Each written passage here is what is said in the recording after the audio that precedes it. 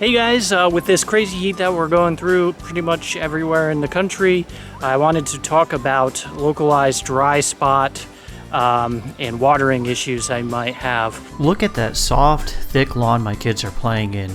Everyone that visited commented on it, but it wasn't always that way. It used to look like this. Ugh. Well, we sold that house, and so now I've got another ugly lawn to fix. Be sure to watch the whole playlist to see all the steps I'm taking to turn it from ugly to awesome. If you've already gone through the Tuna Can Test, which means you put out a tuna can, you timed how long it took to fill it up with your sprinkler, and you know you're getting an inch of water per week, and you've also checked for grubs and other insects, and it's not any kind of disease. If it's still going dormant, again dry, you might have localized dry spot. And essentially what it is your soil can repel water. So you might be using that sprinkler, getting the full inch, and it's just evaporating away or running off. Now on the new house I have it here, because it's so flat, it doesn't run off. Instead, it just pools up. Now right now it's pretty shady, so it doesn't always evaporate, but if it's a certain time of day, the sun hits this spot, and if I do the sprinkler, then it will just evaporate, out of here before it has a chance to soak in. So what do you do? Well, you can apply different things. Now, if you want to go the cheap method, you can use baby shampoo or dish soap, not the antibacterial stuff, just the cheap stuff. It doesn't work that great. I mean, it works, but it takes time to build up the soil. But what I found is I went to a local landscape supply shop, and I started using this a long time ago. But this is called Aqueduct Soil Surfactant.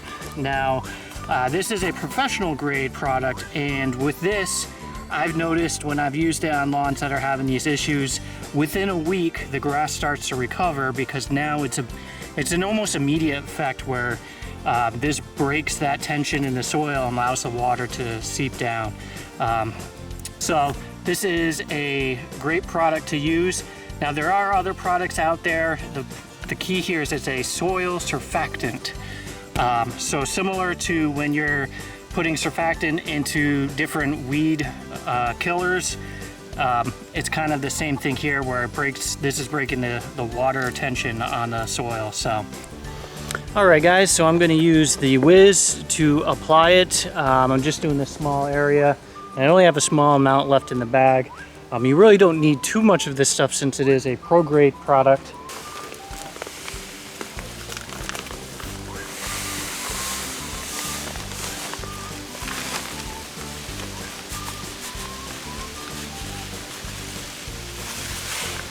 Alright, so that's what it looks like. Very fine. Alright, so I'm gonna focus more here. I'm gonna get that done first, and then I'll do the whole area, because this area is the worst. I'm not exactly sure how much product I've got left, and I've not used the Whiz in a while, so I don't know how it's gonna do with this fine of a material. So I'll focus on the important part first, and then hopefully I'll have enough to get the whole thing.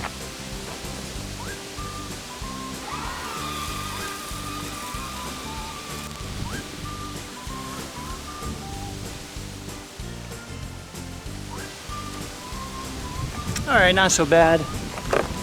Probably could have done a better job of doing it evenly, but it's a little bit windier than I thought it would be. So now we're going to water it in. So I'll put it right here, because this spot is one of the bad spots. And so you can see how the new grass came in pretty much everywhere, but this area, it washed out because this area repelled. And so when I was sprinkling it, the water repelled and the seed washed away, even though it's completely flat. So I'll probably be doing some overseeding in the fall, but hey, it's way better than it was in the spring. This was basically no grass at all, so.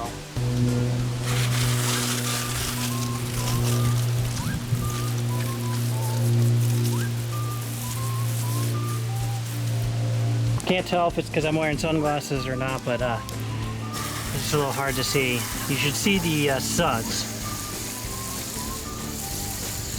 So I mean, it seems to essentially be concentrated soap. Probably is more complicated than that, but what I'll do is, after applying this, I give it a light watering because it's still gonna repel till it's been soaked in. And so I'm just trying to, you know, turn that granular, start it to get into the soil before going crazy with the water. But you can see how much it's pooling already. And so, you know, that's been the issue in this area. Now, because I've got all these lovely trees, it's not browning out here. But in my old yard, the front hill area, what would happen is it's full sun. And so then when it was repelling the water, essentially, it would just all wash straight down to the road. And so then it would have dry spots. So that's why they call it localized dry spots, because it's usually little spots here and there. Gonna water this in, get ready for a fast forward, whatever.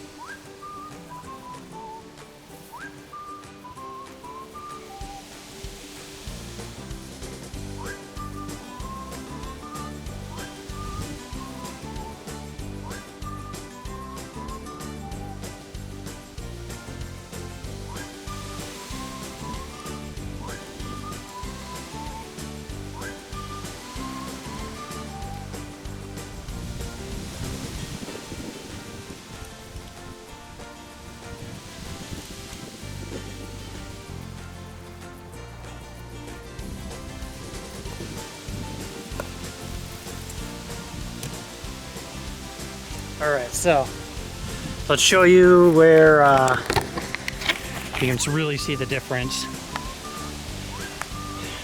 So in this spot here, you can basically see where it repels the water and where it doesn't. Now you can see there is grass here, so I have hope for this spot. But if you look right here, beautiful thick grass. Right here, bare. So this all had seed just like here, but it came in way better here. And what I've seen is every time I water it, this one spot here just like pools up and then slowly goes over to the side. There is, I mean, it's pretty much flat. It actually might go towards the house and not away from the house.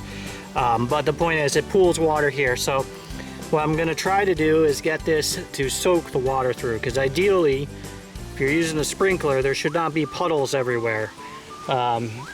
So that's what I'm working on. Now, obviously, I could do some aerating, that would help. But when it's 95 degrees out, you don't wanna be doing anything that's gonna cause a lot of stress on the yard. So that's why I'm choosing right now to put down a soil surfactant. You can see over here again, see these bare spots? This would just repel the water. But then look at the hill. The hill is actually doing better than that spot, and that spot was flat. So it's just, well, this spot isn't. But you can see what happens when there's sections that repel the water and sections that don't. And so it's gonna take time. In the fall, I'll probably aerate and then overseed and then top dress with sand, or maybe switch the order. But either way, the point is aerating to get some holes in there, and filling those holes up with sand will allow water to get through to the roots. So that's something I can do come fall time. It's also another reason why, you know, when I did the spring seeding, I didn't have a chance to get an aerator and all that. So I scraped up a little bit of those sections, put the seed down. In some areas it took fine, but other areas it didn't. And I just I just kind of ran out of time in the springtime because I had a lot of other stuff that was more important, but I wanted to get the seed down and the peat moss down because I had piles of peat moss in the driveway. So it was just, you know, lack of time, but it's way better than it was before. So I'm not, you know, disappointed. And that's something you're gonna have to learn with lawn care, especially if you're gonna do it yourself. The conditions are never gonna be perfect. So as long as you just keep making it look better, then, you know, you're gonna be great long-term. Another thing is I focused just on this section because that's how much peat moss and seed I had. And so, you know, I wasn't able to take on the whole yard, but you know, in the fall when I overseed this, I'm not gonna have to do too much work on it.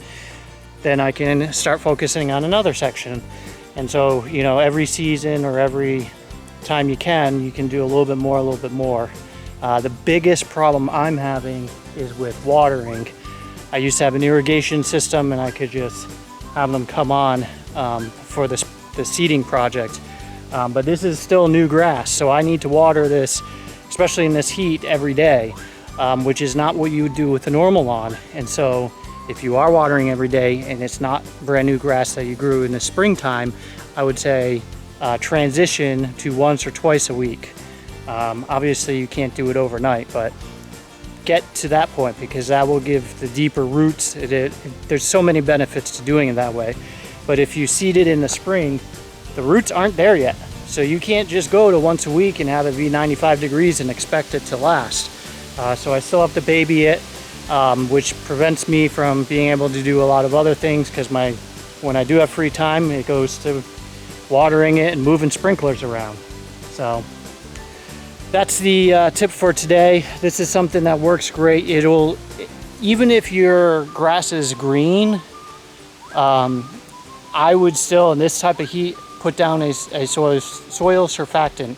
If you are, you know, you're feeling like everything is pretty good, you could go with a DIY method, making your own soil conditioner.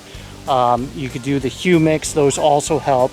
If it's bad, that's when I would pull out something like this. This is, you know, designed for golf courses, pros, that type of thing. That's when you would bring out something like that, so that way you can get the change to happen much quicker. Because this, like I said, I use it on my front yard. I've got an old video of where I did it, and a week later it starts turning green. So it works fast. But if you're, you know, you got to weigh how your lawn is. So that's the tip, and you can apply it even though it's crazy hot out. And then just lightly water it in like I've been doing. And then I'll go over a few more times. I won't make the video that crazy long. But essentially is, as long as it's sudsing, I'm gonna keep going over a little bit at a time till all those suds get evenly into the soil. And that's the goal. So, all right, see you next time. If you like my videos, you'll love my website, grassdaddy.net. The Lawn Care Planner tool will download the local weather reports every morning and build a lawn care plan catered to your area. The Lawn Care Journal allows you to keep track of what you put down, when you put it down, so there's no more guessing or over or under applying any products. We also have a Lawn of the Week contest. Every week a winner gets a Grass Daddy t-shirt. And last but not least, there are application calculators and articles to help you identify and tackle problems in the lawn. So check it out, it's completely free, it's grassdaddy.net.